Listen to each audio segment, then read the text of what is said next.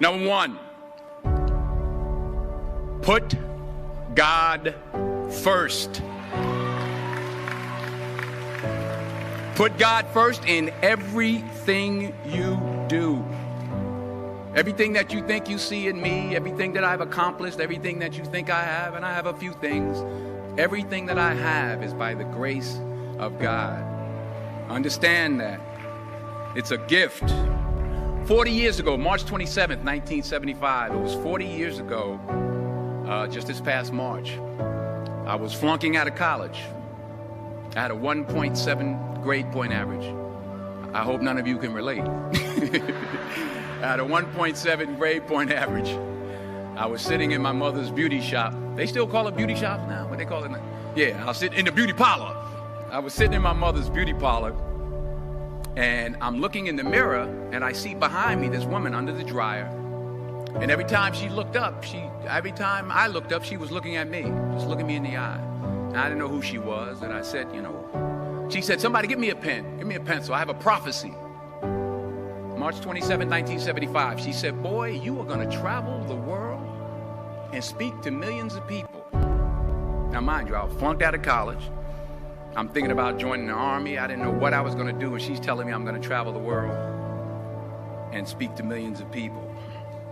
Well, I have traveled the world, and I have spoke to millions of people. But that's not the most important thing, the success that I had. The most important thing is that what she taught me and what she told me that day has stayed with me since. I've been protected. I've been directed. I've been corrected. I've kept God in my life, and it's kept me humble. I didn't always stick with him, but he always stuck with me. So stick with him in everything you do. If you think you want to do what you think I've done, then do what I've done and stick with God. Number two, fail big. That's right. Fail big. Today's the beginning of the rest of your life, and it can be very frightening. It's a new world out there. It's a mean world out there, and you only live once. So do what you feel passionate about. Take chances professionally. Don't be afraid to fail. There's an old IQ test, was 9 dots, and you had to draw 5 lines with a pencil within these 9 dots without lifting the pencil. The only way to do it was to go outside the box. So don't be afraid to go outside the box. Don't be afraid to think outside the box. Don't be afraid to fail big, to dream big. But remember, dreams without goals are just dreams, and they ultimately fuel disappointment. So have dreams, but have goals. Life goals, yearly goals, monthly goals, daily goals. I try to give myself a goal every day. Sometimes it's just to not curse somebody out. Simple goals, but have goals.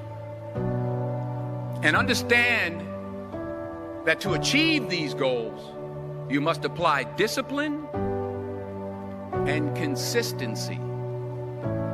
In order to achieve your goals, you must apply discipline, which you've already done, and consistency every day, not just on Tuesday and miss a few days.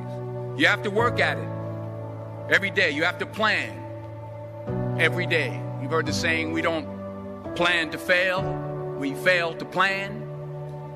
Hard work works. Working really hard is what successful people do.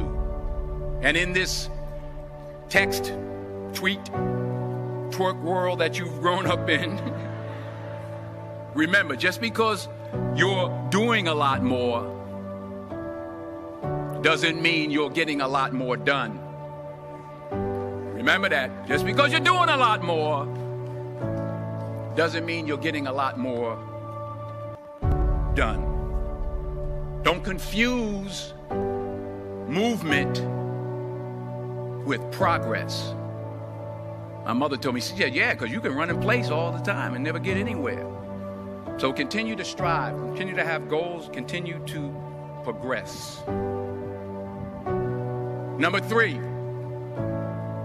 you'll never see a U-Haul behind a hearse. I'll say it again. You'll never see a U-Haul behind a hearse. I don't care how much money you make, you can't take it with you. And it's not how much you have. It's what you do with what you have. We all have different talents. Some of you will be doctors, some lawyers, some scientists, some educators, some nurses, some teachers. Yeah, okay. Some preachers. The most selfish thing you can do in this world is help someone else. Why is it selfish? Because the gratification, the goodness that comes to you, the good feeling that I get from helping others, nothing's better than that. Not jewelry, not big house I have, not the cars, but it's the joy. That's where the joy is, in helping others. That's where the success is.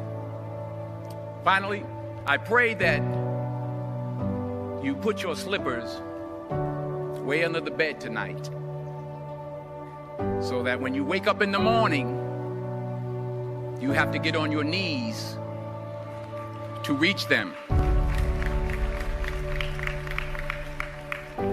And while you're down there, say thank you for grace. Thank you for mercy. Thank you for understanding. Thank you for wisdom. Thank you for parents.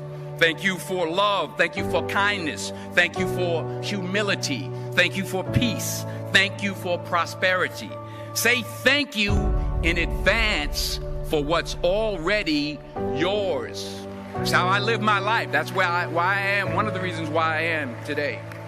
Say thank you in advance for what is already yours. True desire in the heart for anything good is God's proof to you, sent beforehand to indicate that it's yours already. I'll say it again. True desire in the heart, that itch that you have, whatever it is you want to do, that thing that you want to do to help others and to grow and to make money, that desire, that itch, that's God's proof to you, sent beforehand already to indicate that it's yours. And anything you want good, you can have. So claim it. Work hard to get it. When you get it, reach back. Pull someone else up. Each one, teach one.